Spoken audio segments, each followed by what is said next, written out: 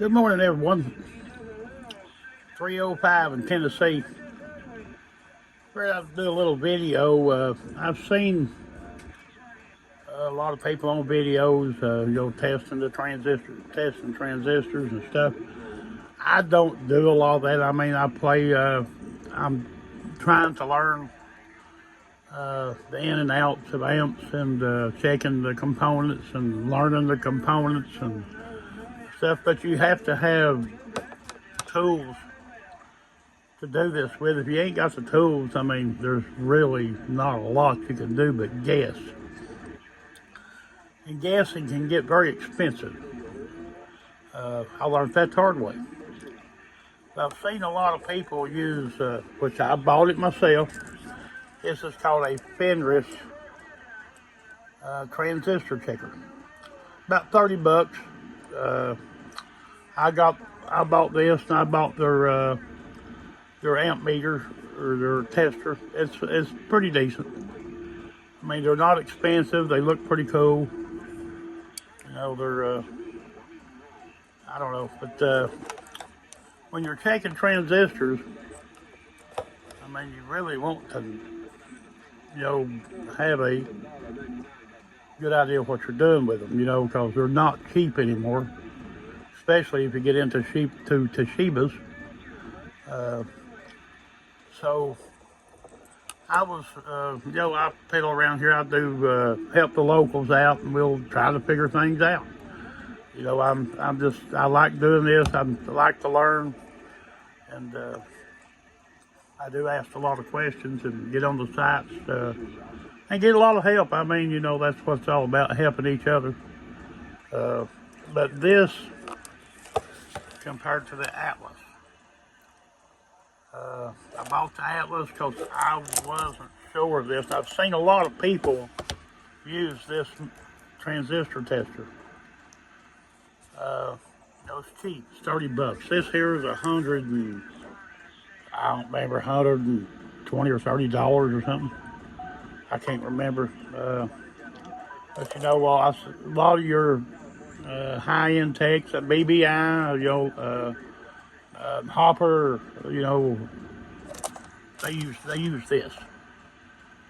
I thought, well, I'm testing other people's stuff. I want to make sure it's right, so I bought this, and I'm glad I did. This little unit right here, I'm gonna hook it up to.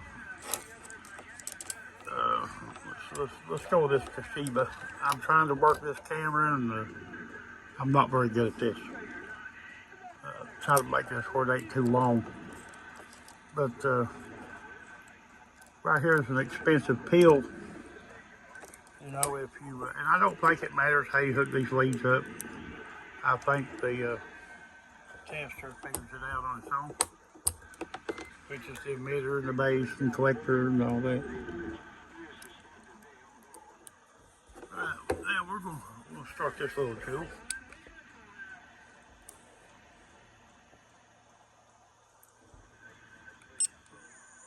Test and process.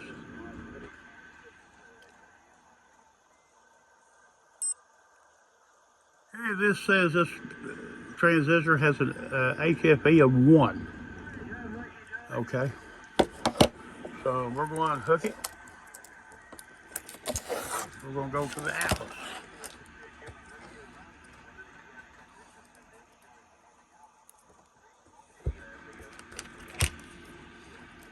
Sorry, folks. I'm not a videographer or don't use them. I'm trying to use my phone. And do this. Our Atlas. Let's hit the Atlas. It goes right into analyzing. Let's go down. Okay, look there. HFE of 10. The FNIRST, or whatever you call that, said this Toshiba had an HFE of 1. So that, if you was testing pills that's, in better shape than the one I've got here, you know, you're going to get a whole lot lower HFE with this right here. I've seen a lot of people use this, checking their transistors with. We're going to check one more to check one of these HDs. These come out of my, I got a 99N4 from a local that he blowed the amp section on. I pulled the peel so I could use the radio just as a radio. I'm going to go to trucks and get me a new board and new peels, but all of them wasn't blown. 2 of them was, but they're not in good shape. Okay, let's see what this FNIRST says.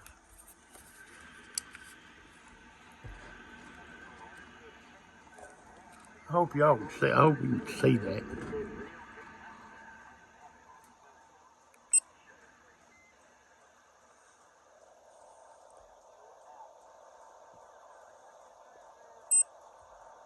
HFE of 2. You see that? Okay. Now, I don't actually remember what the HFE is on this, but we will see.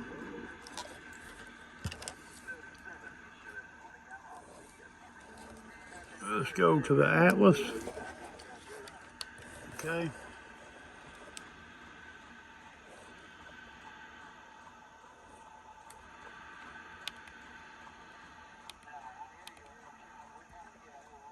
Okay, HFE of 7. The FNIRST said 2. So, you know, there you go. You know, that's, in my opinion, I probably wouldn't use that FNIRST for checking these, you know, your transistors for your amps. I have used this for checking other components, resistors, the finals and radios and stuff. It seems to be pretty good for that.